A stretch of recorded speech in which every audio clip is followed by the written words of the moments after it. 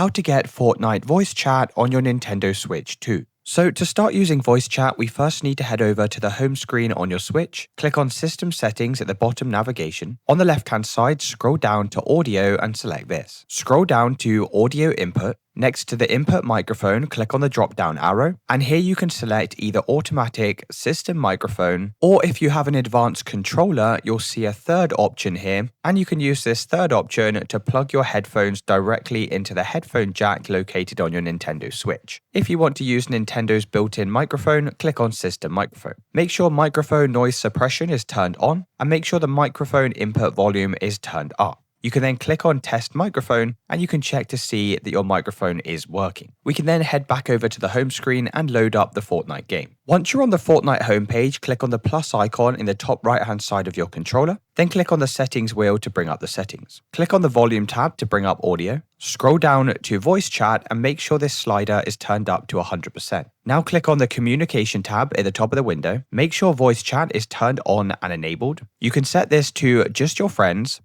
and teammates, or you can just go and change this to everybody. I'm going to leave mine on everybody. Voice reporting is optional. I'm just going to leave mine turned on. Select a voice chat method. This needs to be set either to open mic or push to talk. I'm going to leave mine on open mic, and I'd recommend setting voice chat notifications to on. You can then press apply at the bottom of this page to save all of your settings. Let me know in the comments if you did find this video helpful, and I'll see you in the next one.